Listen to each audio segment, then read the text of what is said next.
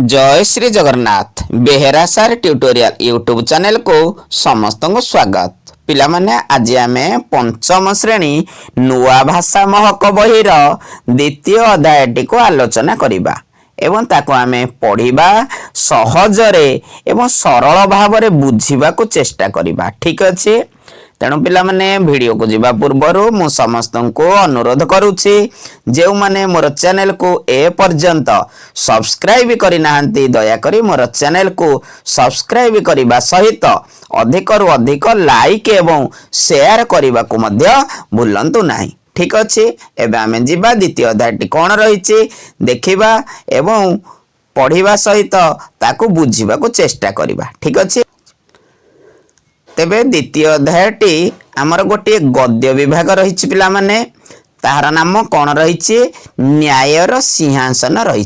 ठीक अच्छे, यह आमर पंचम श्रेणी नुआ भाषा महक बहिर द्वितीय अध्याय कौन रही तार नाम न्यायर सिंहासन। एबे आमे विषय को जीवा।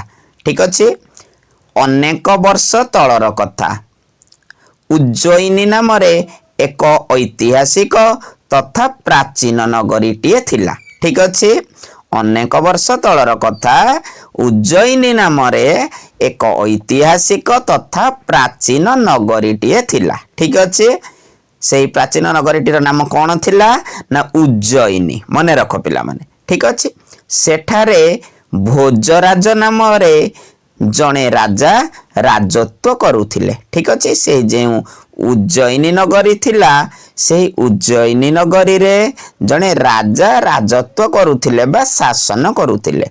से राजांकर नाम कौन थिला भोजराज थिला। ठीक अच्छे, भोजराज केउ राज्यर बा केउ नगरी रे राजत्व करुथिले ना उज्जयिनी नामक जो नगरी थिला सेठारे से राजत्व करुथिले। किए राजत्व करुथिले ना राजा भोजराज। तांको नगरी को लगी धारापुरी बोली गोटिए ग्राम थिला। ठीक अच्छे, से उज्जयिनी नगरी को लगी धारापुरी नाम गोटिए ग्रामटीए थिला। ठीक अच्छे, बुझे उचित केउ ग्राम थिला ना धारापुरी। से ग्रामटीर नाम कौन थिला धारापुरी। सेठारे एक सुदीर्घ पड़िया थिला। ठीक अच्छे, सुदीर्घ कहले पिला माने विराट बड़ बा बहुत बड़ पड़ियाटीए थिला। प्रत्येक दिन अनेक पिला सेही पड़िया को खेलिबा को आसंती। ठीक अच्छे, सेही जे बड़ पड़ियाटी थिला बा सुदीर्घ पड़ियाटी थिला सेही पड़िया को अनेक पिला प्रत्येक दिन खेलिबा पई आसंती। ठीक अच्छे, बुझे उचित प्रत्येक दिन कौन पई सेठा को आसंती पिला माने ना खेलिबा पई आसंती। पड़ियार गोटिए पटे उच्च चिकण पत्थरटीए थिला। बुझे उची पड़ियार गोटिए पटे कौन थिला ना गोटे उच्च चिकण पत्थरटीए थिला। ठीक अच्छे, तापरे देखिबा जे पिला माने मिसी सेठारे गोटिए मंचा तैयारी कले।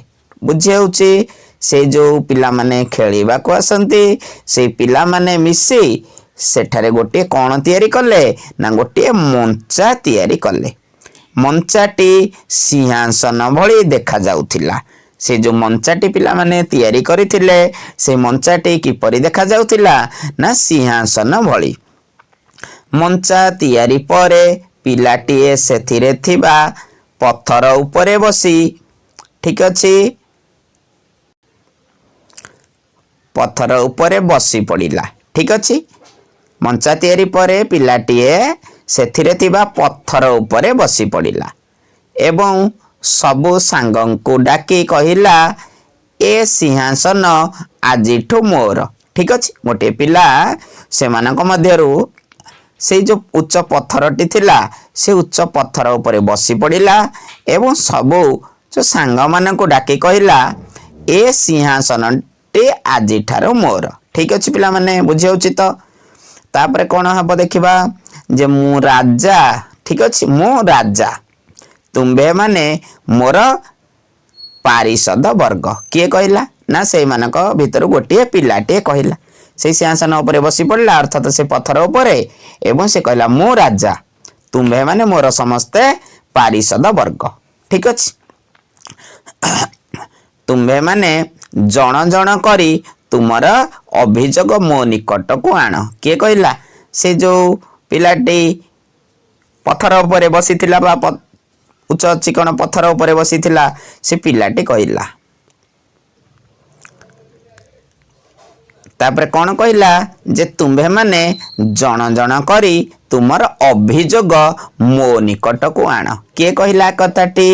ନା ଯେଉଁ ପିଲାଟି ସେଇ ଉଚ୍ଚ ଚିକଣ ପଥର ଉପରେ ବସିଥିଲା ଏବଂ ନିଜକୁ ରାଜା ବୋଲି କହୁଥିଲା। ମୁଁ ସେଗୁଡ଼ିକର ବିଚାର କରିବି। ଠିକ ଅଛି। ସେ ସମସ୍ତ ସାଙ୍ଗମାନଙ୍କୁ ଡାକିକି କହିଲା ଏ କଥା। ତାପରେ କଣ ହେଲା? ଯେ ସଭିଏଁ ମିଶି ବିଭିନ୍ନ ପ୍ରକାର ଅଭିଯୋଗ ଗୋଟିଏ ପରେ ଗୋଟିଏ ରାଜାଙ୍କ ନିକଟରେ ଉପସ୍ଥାପନ କରନ୍ତି। ଠିକ ଅଛି। ତାପରେ ଜଣେ ଜଣେ ସାଙ୍ଗ ସମସ୍ତେ ଆସିଲେ ଏବଂ ରାଜାଙ୍କ ପାଖରେ ଗୋଟିଏ ପରେ ଗୋଟିଏ ନିଜର ଅଭିଯୋଗ ଉପସ୍ଥାପନ କଲେ। ପିଲାଟି ମଞ୍ଚାର ସିଂହାସନରେ ବସି ସମସ୍ତଙ୍କ ଅଭିଯୋଗ ଶୁଣେ। ଠିକ ଅଛି।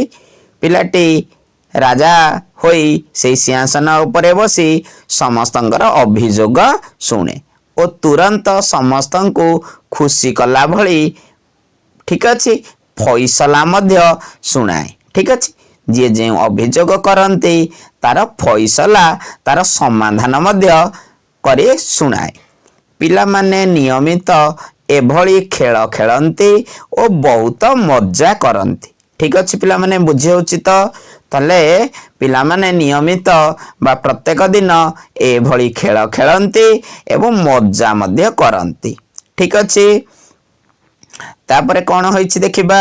ଯେ ପଡ଼ିଆ ଦେଇ ଯାଉଥିବା ବାଟୋଇ ମାନେ ମଧ୍ୟ ପିଲାଙ୍କ ଏହି ଖେଳକୁ ଉପଭୋଗ କରନ୍ତି ଓ ରାଜା ଭାବେ ମଞ୍ଚାସୀନ ପିଲାଟିର ବିଚାର ଶୈଳୀକୁ ଦେଖି ଆଶ୍ଚର୍ଯ୍ୟ ପ୍ରକଟ କରନ୍ତି। ଠିକ ଅଛି। ସେହି ବାଟ ଦେଇ ଯାଉଥିବା ବାଟୋଇ ମାନେ ମଧ୍ୟ ପିଲାମାନଙ୍କର ଏହି ଖେଳକୁ ବହୁତ ଉପଭୋଗ କରନ୍ତି ଏବଂ ରାଜା ଭାବେ ମଞ୍ଚାସୀନ ପିଲାଟିର ଯେଉଁ ବିଚାର ଶୈଳୀ, ଯେଉଁ ସମାଧାନ କରିବାର ଶୈଳୀକୁ ଦେଖି ମଧ୍ୟ ବଡ଼ ଲୋକମାନେ ଆଶ୍ଚର୍ଯ୍ୟ ହୋଇଯାଆନ୍ତି। ଠିକ ଅଛି। ବେଳେ ବେଳେ ନିଜ ନିଜ ମଧ୍ୟରେ କୁହାକୁହି ହୁଅନ୍ତି କି ଏ ବାଳକ ଦେହରେ କିଛି ଦୈବୀ ଶକ୍ତି ରହିଛି। ଠିକ ଅଛି। କେଉଁମାନେ କଥା କୁହାକୁହି ହୁଅନ୍ତି? ନା ସେହି ବାଟ ଦେଇ ଯାଉଥିବା ବାଟୋଇ ମାନେ ସେହି ପିଲାଟିର ସେହି ବିଚାର ଶୈଳୀକୁ ଦେଖି, ସେହି ନ୍ୟାୟ ଦେବାର ଶୈଳୀକୁ ଦେଖି ସମସ୍ତେ କୁହାକୁହି ହୁଅନ୍ତି ଯେ ପିଲାଟି ଦେହରେ କିଛି ଦୈବୀ ଶକ୍ତି ରହିଛି। ଠିକ ଅଛି। ଫଳରେ ସେ ଏଭଳି ସୁନ୍ଦର ଓ ଉପଯୁକ୍ତ ବିଚାର ପ୍ରଦାନ କରିପାରୁଛି। କେଉଁମାନେ କଥା କୁହାକୁହି ହୁଅନ୍ତି? ନା ସେଇ ବାଟ ଦେଇ ଯାଉଥିବା ବାଟୋଇ ମାନେ। ଠିକ ଅଛି। ତାପରେ କଣ ହୋଇଛି ଦେଖିବା। ଦିନକର କଥା। ଠିକ ଅଛି। ଦୁଇ ଜଣ କୃଷକ ସେମାନଙ୍କ ମଧ୍ୟରେ ହୋଇଥିବା କଳିର ବିଚାର ପାଇଁ ରାଜାଙ୍କ ନିକଟକୁ ନ ଯାଇ ମଞ୍ଚରେ ବସୁଥିବା ପିଲା ନିକଟରେ ଉପସ୍ଥିତ ହେଲେ। ଠିକ ଅଛି ପିଲାମାନେ, ଦିନକର କଥା। ସେହି ଅଞ୍ଚଳର ଦୁଇ ଜଣ କୃଷକ ସେମାନଙ୍କ ମଧ୍ୟରେ କଳିର ବିଚାର ପାଇଁ ରାଜାଙ୍କ ନିକଟକୁ ନ ଯାଇ ମଞ୍ଚରେ ବସୁଥିବା ପିଲା ନିକଟରେ ଯାଇକି ଉପସ୍ଥିତ ହେଲେ। ଠିକ ଅଛି। ସେଇ କଳିର ସମାଧାନ କରିବା ପାଇଁ, ସେମାନଙ୍କ ମଧ୍ୟରେ ଯେଉଁ କଳି ହୋଇଥିଲା ସେହି କଳିର ବିଚାର କରିବା ପାଇଁ ସେହି କୃଷକ ଦୁଇ ଜଣ ଯାଇ ସେହି ପିଲା ନିକଟରେ ଉପସ୍ଥିତ ହେଲେ। ଦୁହେଁ ସେମାନଙ୍କ କଳି ବିଷୟରେ ପିଲାଟିକୁ କହିଲେ। ଠିକ ଅଛି। ସେ ଯେଉଁ ଦୁଇ ଜଣ କୃଷକ ସେମାନେ କଣ ପାଇଁ କଳି ହୋଇଥିଲେ ସେହି କଳି ବିଷୟରେ ସେହି ପିଲାଟିକୁ ଜଣାଇଲେ। ପିଲାଟି ଗମ୍ଭୀରତାର ସହ ସବୁ ଶୁଣିଲା। ଶେଷରେ ସେ ଦୁହିଁଙ୍କୁ ଏପରି ଫଇସଲା ଶୁଣାଇଲା ବା ସମାଧାନ କରାଇଲା ଯାହା ଶୁଣି ଦୁହେଁ ଆଶ୍ଚର୍ଯ୍ୟ ହୋଇଗଲେ। ଠିକ ଅଛି। ସେହି ପିଲାଟି ସେହି କୃଷକ ଦୁଇ ଜଣଙ୍କୁ ଏପରି ଫଇସଲା ଶୁଣାଇଲା ଯେ ଯାହା ଶୁଣି ଦୁହେଁ ଆଶ୍ଚର୍ଯ୍ୟ ହୋଇଗଲେ।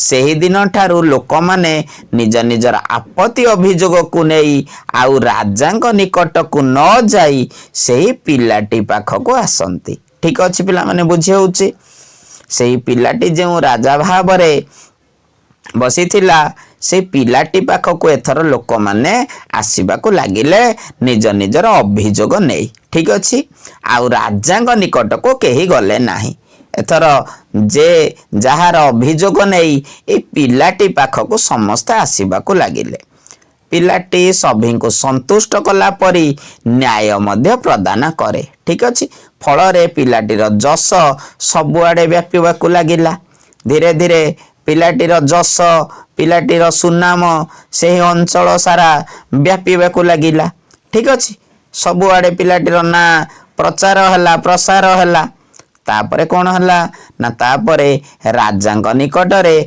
पिलाटीर ख्याति पहुंची गला ठीक अच्छे से ही राज्यर राजा निकट में पिलाटीर ना ए पिलाटीर ख्याति जाई पहुंचला राजा निकट में राजा किए थिले ना राजा थिले भोजराज ठीक अच्छे प्रथमे से बहुत रागी गले जिते शुणिले पिलाटीर ना पिलाटी एमती सबू अभियोगर समाधान करि पारुछि फैसला करि पारुछि तार ना एमती प्रचार प्रसार हेउछि जे राजा रागी गले प्रथमे किंतु परे से मनस्थ कले जे पिलाटी निकट को जिबे ओ पिलार विचारधारा को देखिबे किए कथा स्थिर कले मनस्थ कले ना से राजा परदिन तापरे कौन हला ना परदिन पात्र मंत्री सह राजा मंचार किछि दूर रे रही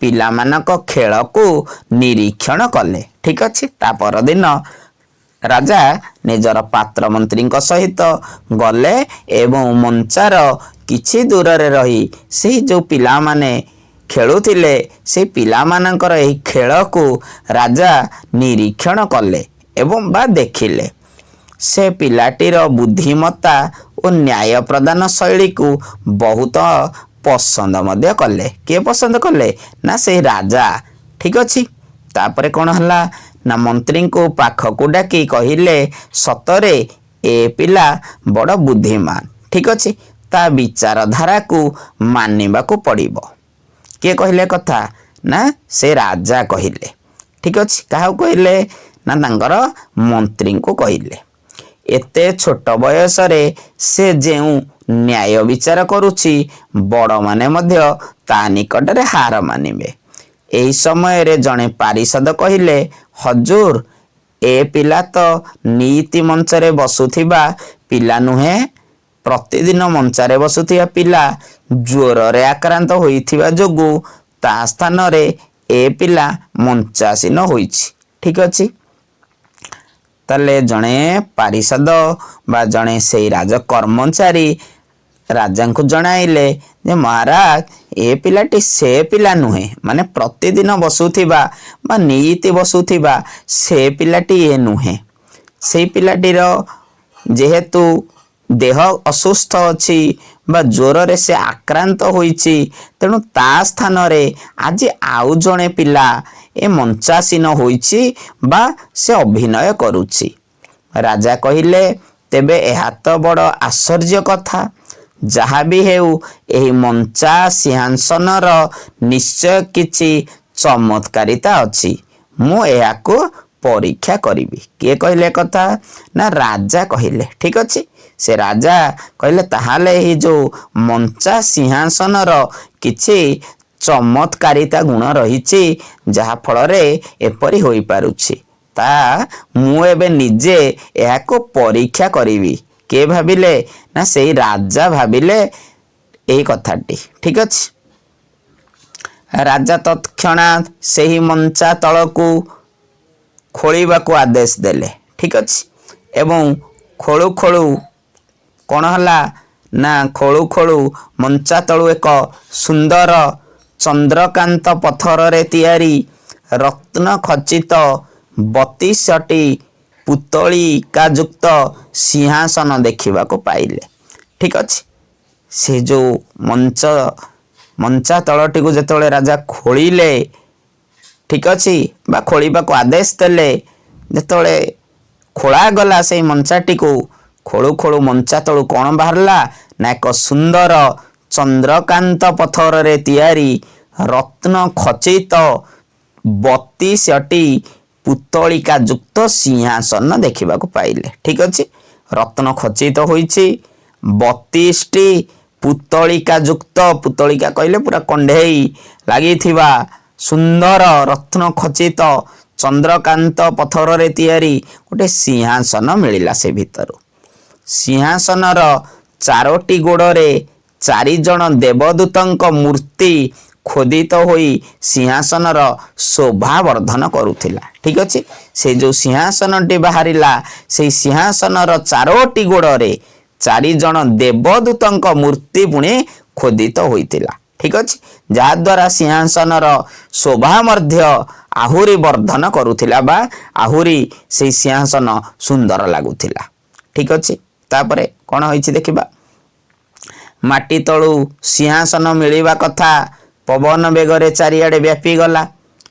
ହଜାର ହଜାର ଲୋକ ସିଂହାସନ ଦେଖିବାକୁ ଭିଡ଼ ଜମାଇଲେ।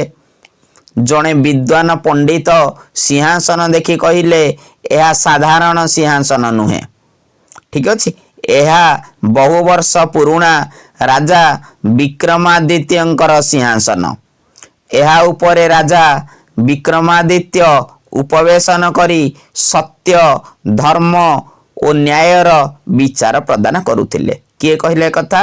ଜଣେ ବିଦ୍ୱାନ ପଣ୍ଡିତ ସେ ସିଂହାସନକୁ ଦେଖି କହିଲେ ଏହା ସାଧାରଣ ସିଂହାସନ ନୁହେଁ, ଏହା ବହୁ ବର୍ଷ ପୁରୁଣା ରାଜା ବିକ୍ରମାଦିତ୍ୟଙ୍କର ସିଂହାସନ ଅଟେ। ଠିକ ଅଛି, ଏହି ସିଂହାସନ ଉପରେ ରାଜା ବିକ୍ରମାଦିତ୍ୟ ବସି ସତ୍ୟ ଆଉ ଧର୍ମ ନ୍ୟାୟର ବିଚାର ପ୍ରଦାନ କରୁଥିଲେ। ସୁତରାଂ ଏହା ଏକ ନ୍ୟାୟର ସିଂହାସନ। ଏକଥା କିଏ କହିଲେ? ଜଣେ ବିଦ୍ୱାନ ପଣ୍ଡିତ କହିଲେ। ଠିକ ଅଛି, ତାପରେ କ'ଣ ହୋଇଛି ଦେଖିବା। ତାପରେ ରାଜା ଏହା ଶୁଣି ଆଦେଶ ଦେଲେ ଯେ ତୁରନ୍ତ ଏ ସିଂହାସନକୁ ରାଜା ବା ରାଜ ଦରବାରକୁ ପ୍ରେରଣ କରାଯାଉ। ଠିକ ଅଛି, ରାଜା ସାଙ୍ଗେ ସାଙ୍ଗେ ଆଦେଶ ଦେଲେ ଯେ ଏହି ସିଂହାସନଟିକୁ ତୁରନ୍ତ ଆମର ରାଜ ଦରବାରକୁ ପଠାଇ ଦିଆଯାଉ। ପ୍ରେରଣ କରାଯାଉ ମାନେ କ'ଣ ନା ପଠାଇ ଦିଆଯାଉ। ଏହା ଉପରେ ମୁଁ ବସିବି ଓ ପ୍ରଜାଙ୍କ ଆପତ୍ତି ଅଭିଯୋଗର ଫଇସଲା କରିବି। ଠିକ ଅଛି, କିଏ ଆଦେଶ ଦେଲେ? ନା ରାଜା ଆଦେଶ ଦେଲେ। ତାପରେ କ'ଣ ହେଲା? ତା ପରଦିନ ରାଜା ଉତ୍କଣ୍ଠାର ସହ ସିଂହାସନରେ ବସିବାକୁ ଉଦ୍ୟତ ହେଉଥିବା ବେଳେ ହଠାତ୍ କାହାର ଏକ ଶବ୍ଦ ଶୁଣାଗଲା, ରହିଯାଆନ୍ତୁ ରାଜା। ଠିକ ଅଛି, ଯେତେବେଳେ ତା ପରଦିନ ରାଜା ଉତ୍କଣ୍ଠାର ସହିତ ଆଗ୍ରହର ସହିତ ସେଇ ସିଂହାସନ ଉପରେ ବସିବାକୁ ଯାଉଥିଲେ ବା ଉଦ୍ୟତ ହେଉଥିଲେ, ହଠାତ୍ କାହାର ଗୋଟିଏ ଶବ୍ଦ ବା ସ୍ୱର ଶୁଣାଗଲା ଯେ ରହିଯାଆନ୍ତୁ ରାଜା। ଠିକ ଅଛି, ରାଜା ଚାରିଦିଗକୁ ଚାହିଁଲେ, କେହି ନାହାନ୍ତି। ସେ ପୁନର୍ବାର ସିଂହାସନରେ ବସିବାକୁ ଆଗେଇ ଯାଆନ୍ତେ, ପୁଣି ସେହିପରି ଶବ୍ଦ ରହିଯାଆନ୍ତୁ ରାଜା। ଠିକ ଅଛି, ରାଜା ଚାରିଆଡ଼କୁ ଦେଖିଲେ, ଚାରିଦିଗକୁ ଚାହିଁଲେ, କେହି ନାହାନ୍ତି। ସେ ପୁନର୍ବାର ସିଂହାସନରେ ବସିବାକୁ ଯେତେବେଳେ ଯାଆନ୍ତି, ପୁଣି ଥରେ ସେହି ଶବ୍ଦ ଶୁଣିବାକୁ ପାଇଲେ ଯେ ରହିଯାଆନ୍ତୁ ରାଜା। ଠିକ ଅଛି, ଏଥର ରାଜା ଆଶ୍ଚର୍ଯ୍ୟ ହୋଇ ଦେଖିଲେ ସିଂହାସନ ଗୋଡ଼ରେ ଖୋଦିତ ଗୋଟିଏ ପୁତଳିକା ତାଙ୍କୁ ଏକଥା କହୁଛି। ଠିକ ଅଛି, ରାଜା ଆଶ୍ଚର୍ଯ୍ୟ ହେଲେ। ଆଶ୍ଚର୍ଯ୍ୟ ହୋଇ ଦେଖିଲେ ଯେ ସିଂହାସନର ଯେଉଁ ଗୋଡ଼ରେ ଯେଉଁ ଖୋଦିତ ହୋଇଥିଲା ବା ଯେଉଁ ତିଆରି ହୋଇଥିଲା ଯେଉଁ ପୁତଳିକା ବା କଣ୍ଢେଇ ଖୋଳାଯାଇ ସେ କଥା କହୁଛି। ଠିକ ଅଛି, ରାଜା ଆଶ୍ଚର୍ଯ୍ୟ ହୋଇଗଲେ। ସେଇ ପୁତଳିକା ବା ସେ କଣ୍ଢେଇଟି ପୁଣି କହିଲା ଯେ ରାଜା, ଆପଣ କ'ଣ ଏ ସିଂହାସନରେ ବସିବାକୁ ଯୋଗ୍ୟ? କିଏ ପଚାରିଲା? ନା ସେହି ଯେଉଁ ସିଂହାସନ ଗୋଡ଼ରେ ଥିବା ପୁତଳିକା। ଆପଣ କ'ଣ ଦୃଢ଼ତାର ସହିତ କହିପାରିବେ କି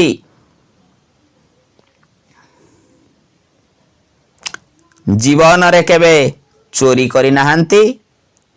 ଠିକ ଅଛି, ରାଜାଙ୍କୁ ସେ ପଚାରୁଛି, ପ୍ରଶ୍ନ ପଚାରୁଛି, ଆପଣ କ'ଣ ଏହି ସିଂହାସନରେ ବସିବାକୁ ଯୋଗ୍ୟ? ଆପଣ ଦୃଢ଼ତାର ସହିତ କହିପାରିବେ କି ଆପଣଙ୍କ ଜୀବନରେ କେବେ ଚୋରି କରିନାହାନ୍ତି?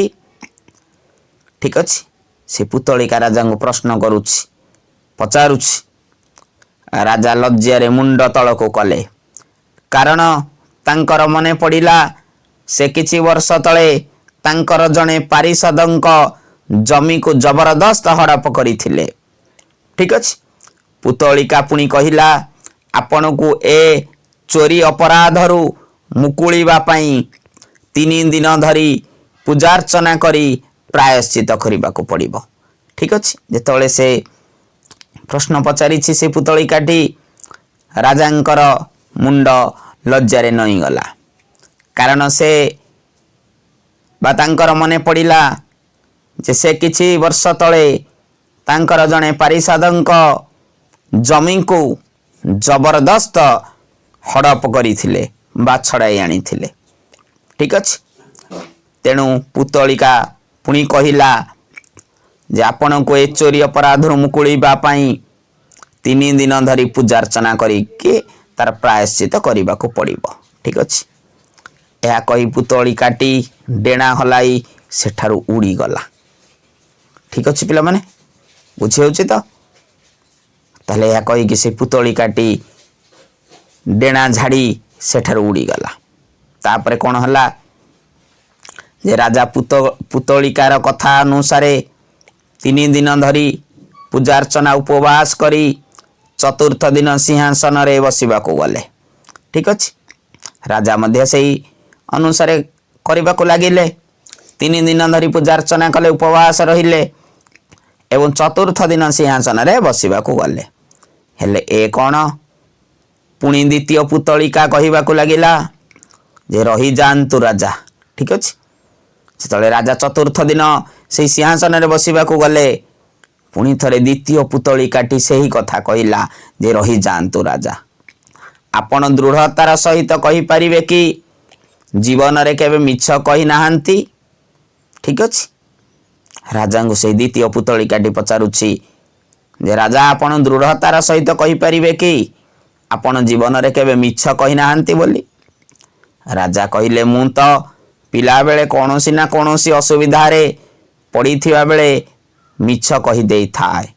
ଠିକ ଅଛି। ନିଶ୍ଚିତ ଭାବରେ ପିଲାମାନେ, ରାଜାଙ୍କର ମନେ ପଡ଼ିଲା ପିଲାଦିନେ ହୁଏତ ବିଭିନ୍ନ ଅସୁବିଧାରୁ ମୁକୁଳିବା ପାଇଁ, ବିଭିନ୍ନ ଅସୁବିଧାରୁ ରକ୍ଷା ପାଇବା ପାଇଁ ମୁଁ ଅନେକ ଥର ମିଛ କହିଛି। ଠିକ ଅଛି। ଏକଥା ରାଜାଙ୍କର ମନେ ପଡ଼ିଲା। ତେବେ ଦ୍ୱିତୀୟ ପୁତଳିକାଟି ରାଜାଙ୍କ କଥା ଶୁଣି ଡେଣା ହଲାଇ ଆକାଶକୁ ଉଡ଼ିଗଲା। ଠିକ ଅଛି। ରାଜା ମଧ୍ୟ ମାନିଲେ ଏବଂ ଏହାପରେ ସେ ଯେଉଁ ଦ୍ୱିତୀୟ ପୁତଳିକାଟି ମଧ୍ୟ ଡେଣା ହଲାଇ ଆକାଶକୁ ଉଡ଼ିଗଲା। ରାଜା ପୁଣି 3 ଦିନ ଧରି ପୂଜାର୍ଚ୍ଚନା ଉପବାସ କରିବା ପରେ ସିଂହାସନରେ ପୁଣି ବସିବାକୁ ଗଲାବେଳେ ସେଇ ତୃତୀୟ ପୁତଳିକା ରାଜାଙ୍କୁ ପୁଣି ଅଟକାଇ କହିଲା, ଠିକ ଅଛି, ଯେ ସିଂହାସନରେ ବସିବା ପୂର୍ବରୁ କୁହନ୍ତୁ ଆପଣ କାହାକୁ କେବେ କ'ଣ ଜୀବନରେ ଆଘାତ ପହଞ୍ଚାଇ ନାହାନ୍ତି? ଠିକ ଅଛି। ଏହା ଥିଲା ତୃତୀୟ ପୁତଳିକାର ପ୍ରଶ୍ନ। ତାହେଲେ ତୃତୀୟ ପୁତଳିକାଟି କ'ଣ ପ୍ରଶ୍ନ ପଚାରିଲା? ଯେ ଆପଣ କାହାକୁ କେବେ ଜୀବନରେ ଆଘାତ ପହଞ୍ଚାଇ ନାହାନ୍ତି? ଠିକ ଅଛି।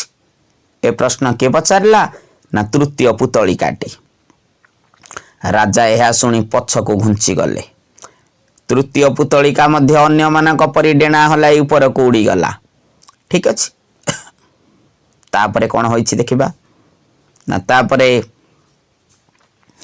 ରାଜା ପୂର୍ବ ପରି 3 ଦିନ ଧରି ପୁଣି ଥରେ ପୂଜାର୍ଚ୍ଚନା ଉପବାସ କଲେ। ପୂଜା ଶେଷରେ ସେ ସିଂହାସନରେ ବସିବାକୁ ଉଦ୍ୟମ କଲା ବେଳେ 4ର୍ଥ ପୁତଳିକା ବାହାରି ପଡ଼ି କହିଲା, ରହିଯାଆନ୍ତୁ ରାଜା। ପୁଣି ଥରେ ସେଇ ଅବସ୍ଥା, ସେଇ ପୂର୍ବ ଭଳି 4ର୍ଥ ପୁତଳିକାଟି ପୁଣି ବାହାରିଲା ଏବଂ ରାଜାଙ୍କୁ କହିଲା, ରହିଯାଆନ୍ତୁ ରାଜା। ଠିକ ଅଛି। ଯେଉଁ ପିଲା ଏ ସିଂହାସନରେ ବସୁଥିଲା ସେ ଅତ୍ୟନ୍ତ ସରଳ ଓ ନିଷ୍ପାପ ଥିଲା। ତା ମନ କଳୁଷିତ ନଥିଲା।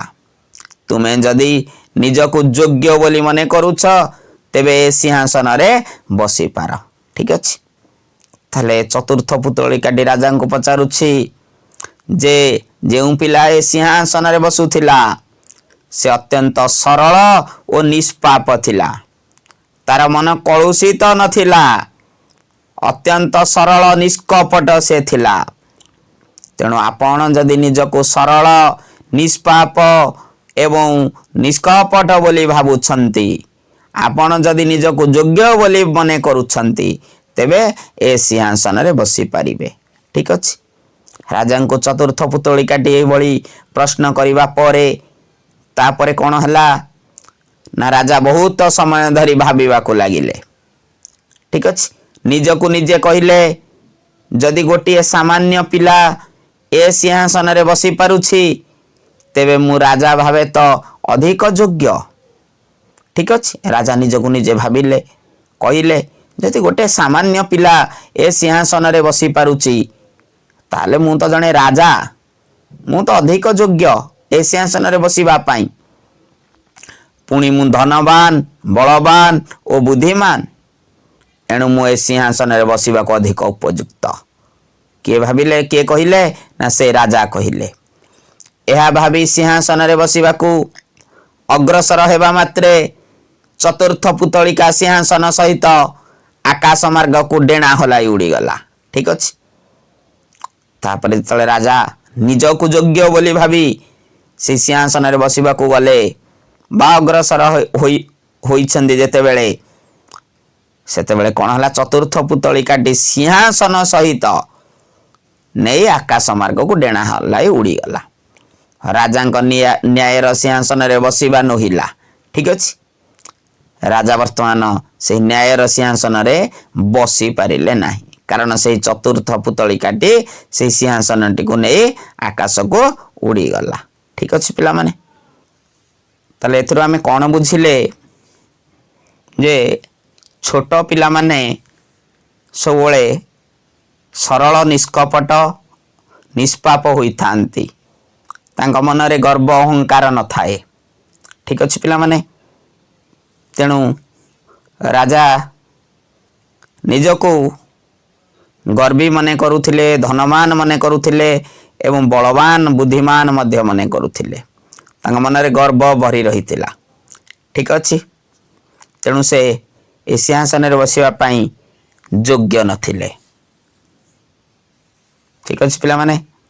तेणु ए विषयटी को आम एतिक समाप्त करिबा पिला माने। भाई भिडियोटी को आम एतिक समाप्त करिबा। ठीक अछि। ए भिडियोटी को आम समाप्त करिबा पूर्वरु मु समस्त को अनुरोध करूछि, दयाकरी मोर चैनल को सब्सक्राइब एवं अधिक रु अधिक लाइक एवं शेयर करने को भूलंतु नहीं। ठीक अछि। पुणी थरे देखा आउ एक नुआ भिडियो रे। रहूछि।